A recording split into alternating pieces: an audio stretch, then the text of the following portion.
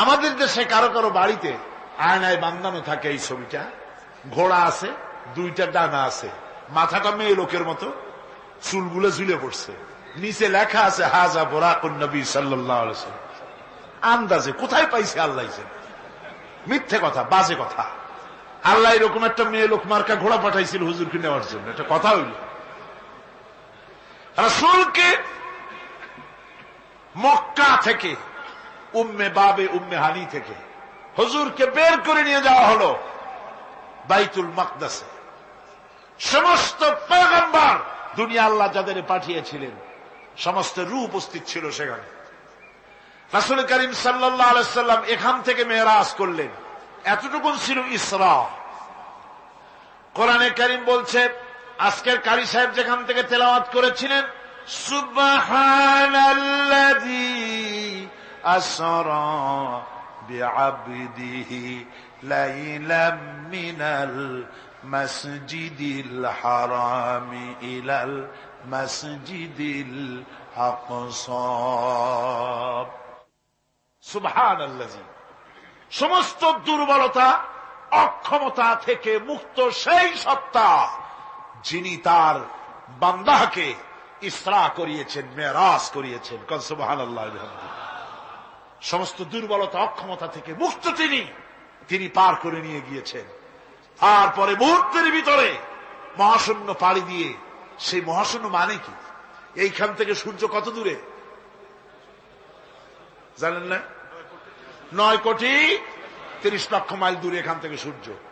সেই সূর্য, তারপরে রয়েছে গ্যালাক্সি, মিল্কি ওয়ে, গ্রহ নক্ষত্র, সে যে কত দূরে, যে সমস্ত তারকা, এমন বহুত তারকা আছে যে তারকা সৃষ্টির পর তার আলো পৃথিবীর মাটি আজ পর্যন্ত স্পর্শ করে নাই, অথচ আলোর গতি প্রতি সেকেন্ডে কত মাইল?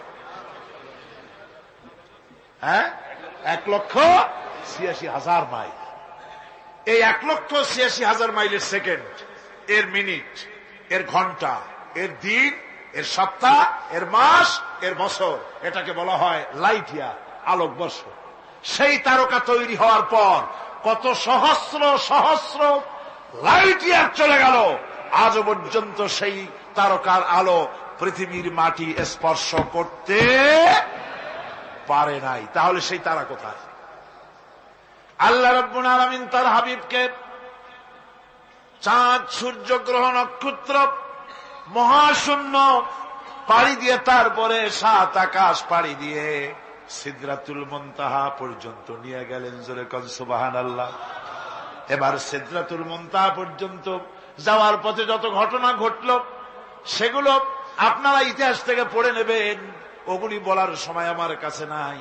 সিদরাতুল মুনতাহায় যাওয়ার পর হযরতে জিবরাইল বলেন, আর আমি যেতে পারবো না, এটা হলো বিপজ্জনক বর্ডার। আমি যদি আর এক চুল অগ্রসর হই তাহলে আমি জ্বলে পুড়ে ছাই হয়ে যাব, আমার আর যাওয়ার অধিকার নাই।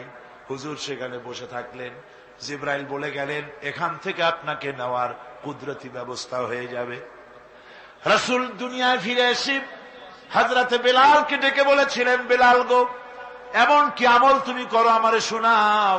হযরতে বেলাল বলেন, হুজুর আমার আমল তো সব আপনি জানেন। কয় না, কি করো শোনাও।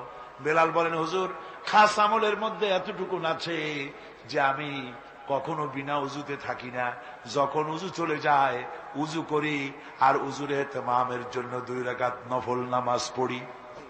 হুজুর বলেন, বেলাল তুমি এই আমল ছাড়বা না, কারণ সিদরাতুল মুনতাহায় হযরত জিবরাইল আমারে যখন ছেড়ে চলে গেলেন, আমার একা একা বড় ভয় লাগতে লাগলো। তখন আমার মনে হচ্ছিল তুমি যেন আমার চতুর্দিকে হাঁটতেছো। আমার ভাইরা, রফরফ নামক বিছানা চলে এলো। কুদরতি এই বিছানায় চড়ে নবীজি আল্লাহ রাব্বুল আলামিনের দরবারে আরশে আজিমে পৌঁছে গেলেন। জোরে বলেন সুবহানাল্লাহ, জোরে বলেন সুবহানাল্লাহ। যেখানে পৃথিবীর কোন মানুষের যাওয়া সম্ভব নয়, গোটা পৃথিবীর মানুষের মর্যাদা আল্লাহ পাক বাড়ায় দিলেন, আরশে আজিমে হুজুরকে নিয়ে গেলেন। তারপরে তিনি কথাবার্তা হুজুরের সাথে কি বললেন, সেই কথাগুলি নিয়ে আমাদের দেশে কথা হলো এই যে হুজুরকে নিয়ে আল্লাহ 5 ওয়াক্ত নামাজ দিছিলেন তো 50 ওয়াক্ত। মুসা আলাইহিস সালামের সাথে দেখা না হলে তো কাম সারছিল, আমাদের আর উপায় ছিল না।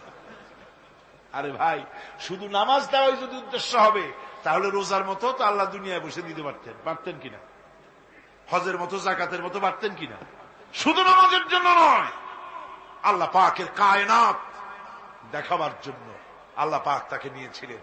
বেহেশত দেখাইছেন, দোজখ দেখাইছেন, ভালো কাজ করলে কিরকম শান্তি হবে, খারাপ কাজ করলে কিরকম শাস্তি হবে, চোখে দেখাই দিয়েছেন মুহাম্মদ রাসূলুল্লাহ সাল্লাল্লাহু আলাইহি ওয়াসাল্লামকে। মেরাজ থেকে ফিরে এলেন, ঘরে এসে দেখেন উজুর পানি, উজু করে যে গেছিলেন উজুর পানি তখনও গড়াচ্ছে। যে দরজা দিয়ে বেরিয়েছিলেন দরজাটা ধাক্কায় তখনও কাঁপতেছে। যে বিছানায় শোয়া ছিলেন সে বিছানায় মানুষ শুয়ে থাকলে যেমন উষ্ণ থাকে সেরকমের উষ্ণ ভাব তখনও আছে। কেমনে হলো? মাথায় ঢুকবে না। সুবহানাল্লাহ কোন ঢুকবে? জোরে কোন সুবহানাল্লাহ। এটার ব্যাপারে কোন বিজ্ঞান, দর্শন, যুক্তির প্রয়োজন নাই।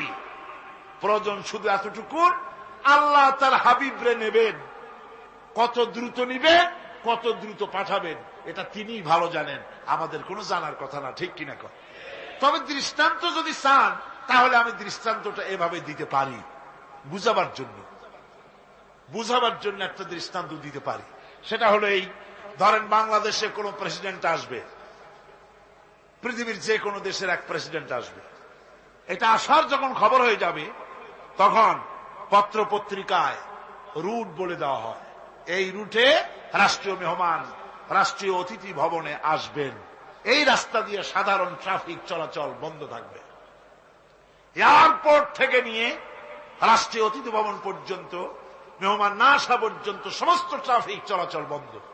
মেহমান পৌঁছে যাবে, তারপরে আবার স্বাভাবিক ট্রাফিক চলবে। এটা জানেন কিনা? এইটা যদি পৃথিবীর সামান্য সলিমদ্দি কসিমদ্দি, এই জন্য বলছি আজ আছে কাল নাই, ঠিক কিনা গণ? আজ মন্ত্রিত্ব গেল, কালকে রাস্তায় দাঁড়ায় বলবে রিকশাওয়ালা আমার একটু নেওয়া, বাজারে মাছ কিনতে যাব, ঠিক কিনা? সুতরাং এদের তো কোনো মর্যাদা নাই, আজ আছে কাল নাই। এই দুনিয়ার সলিমদ্দি কসিমদ্দির জন্য যদি এভাবে ট্রাফিক চলাচল বন্ধ করে দেওয়া হয়, তাহলে আকাশ এবং জমিনে আল্লাহ রাব্বুল আলামিনের সর্বশ্রেষ্ঠ মেহমান জনাবে মুহাম্মদ রাসূলুল্লাহ সাল্লাল্লাহু আলাইহি ওয়াসাল্লাম, এই মেহমান আল্লাহর দরবারে যাবেন। আল্লাহ যদি বলে দিয়ে থাকেন, আল্লাহ যদি হুকুম করে থাকেন, সময়ের গতি, বার্ষিক গতি, আহ্নিক গতি, আকাশের গতি, সূর্যের গতি, সময়ের গতি, রাত 3:45 10 সেকেন্ড, এখন সমস্ত গতি স্তব্ধ হয়ে যা। আমার হাবিব আমার দরবার থেকে ঘুরে যখন ঘরে ফিরে যাবেন, আবার 3:45 11 সেকেন্ড থেকে শুরু হয়ে যাবি।